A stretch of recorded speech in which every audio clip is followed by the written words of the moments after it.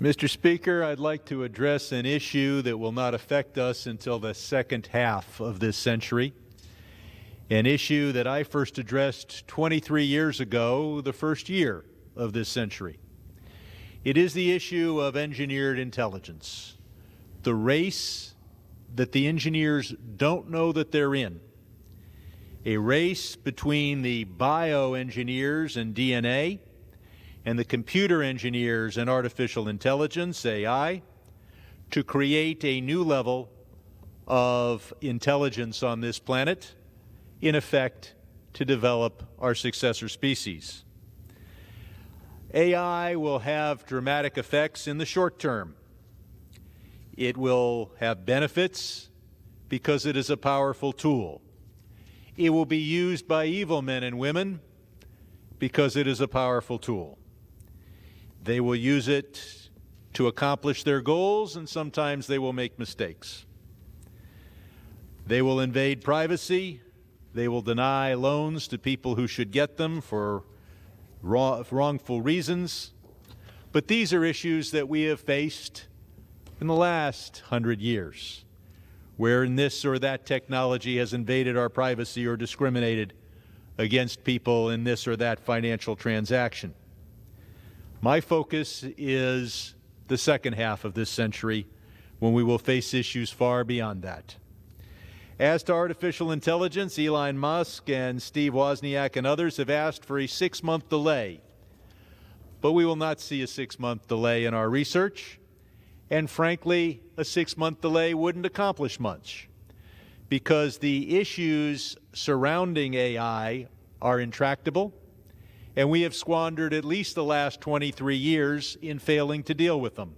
Another 6 months will do us little good. I want to commend the Speaker of the House of Representatives, and I don't commend Kevin McCarthy all that often, for bringing the entire House together 2 days ago to focus on the artificial intelligence issue and to hear from Professors Torralba and Madry of MIT. The professors showed us that AI clearly has met the Turing test. The Turing test was set forward by Professor Turing many decades ago. Professor Turing was in the was the subject of the imitation game, one of the most brilliant computer professors we have ever had, or that the Western world has ever had. And that test was that you would have a text chat with a computer and not be able to tell whether you were talking to a human or to a computer, and at that point, computers would have reached human levels of intelligence. Well, we've clearly got to that level. We call it Chat GPT. The chat is right in the name. But today's computers cheat on the Turing test. It's no longer a valid test, because today's computers have something Professor Turing from the 1940s and 1950s could not have imagined, and that is the Internet. And they're able to mimic a human response just by looking at every other human response to a similar statement or question by looking at the entire Internet. As the MIT professors pointed out, it's kind of like a parrot, able to say something that under some circumstances might be the right response without understanding the words. But AI will not, therefore, probably be intelligent the way I would view it for decades. We will need a new test, not the Turing test. But for now, AI is a tool. It is a great tool, as was writing and fire and jet travel and the Internet. And we will be able to deal with that tool. But the second half of this century will see an AI that is intelligent, that has, or might very well see this. It may very well be self-aware, aware that it exists and that it exists on a planet that can be affected by things outside of its own existence. An AI may have volition, will, and it may have ambition, the desire to survive, perhaps the desire to propagate, and in any case, a desire to affect the world so as to achieve its own survival. AI is a powerful tool. China's not going to stop developing it for the next 6 months. American corporations see big profits. They're not going to stop developing it. And the private sector isn't going to spend much of its money making sure that AI is trustworthy. They're going to try to make sure that AI is profitable. So we need to be concerned about an AI that is self-aware and ambitious. Such a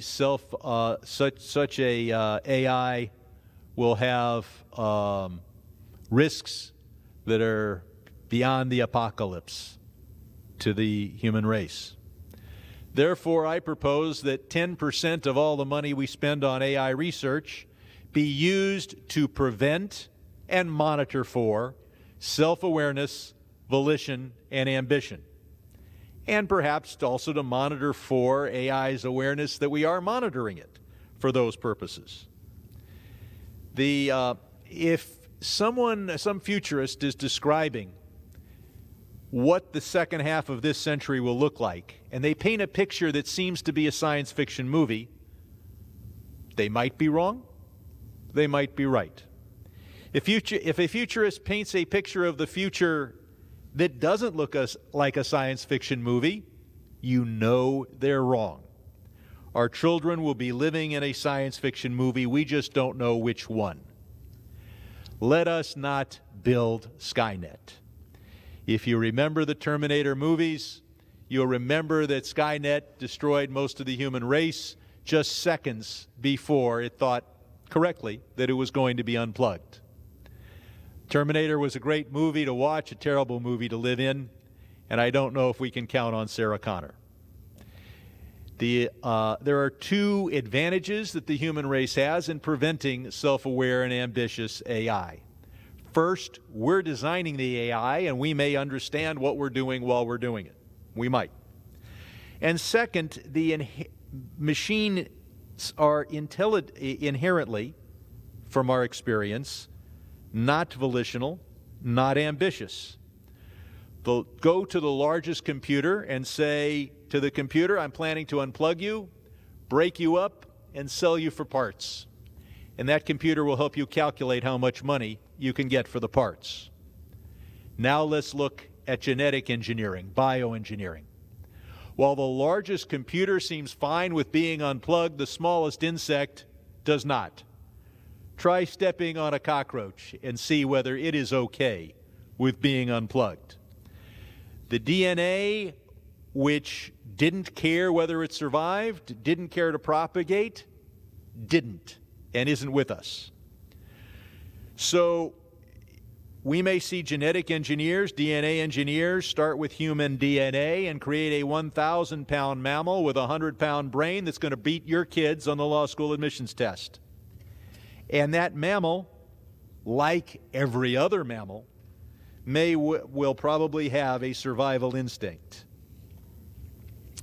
So today's big headlines are about ChatGPT and artificial intelligence. Last year's big headline was about CRISPR, a new technology for the DNA engineers to use, and those headlines may turn out to be more important. It will be hard to limit genetic engineering because initially it will help deal with human tragedy. We will use genetic engineering to help cure disease. Genetic engineering will help the impaired human, will help to decrease disease or syndromes. First we will see us create the non-impaired human, the repaired human, and only then will we go forward to the training. There's a second issue, kind of something off to the side, and that is some world leaders, and I'm looking at you, Kim Jong-un, will seek to create submissive or subservient humans genetically.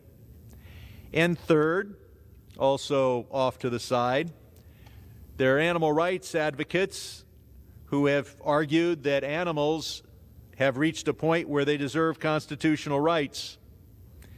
Well, when genetic engineers create a pet dog or a working dog with near human intelligence, those animal rights advocates may have a point. So let us return to the great race to create transhuman intelligence that is self-aware and ambitious.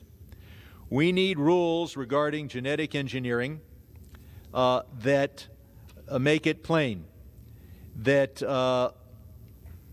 while it is okay to seek to prevent intellectual disability, it is not okay to use genetic engineering to create intelligence beyond that of the average human. And, of course, we need to prevent the use of genetic engineering to create animals of greater intelligence than that animal species, or humans of impaired will or impaired intelligence. We know one thing. Intelligence is the most powerful thing on the planet. It is intelligence that gave us fire. It is intelligence that gave us nuclear fusion. It is the intelligence that gives us a unstoppable supply of cat videos on our phone.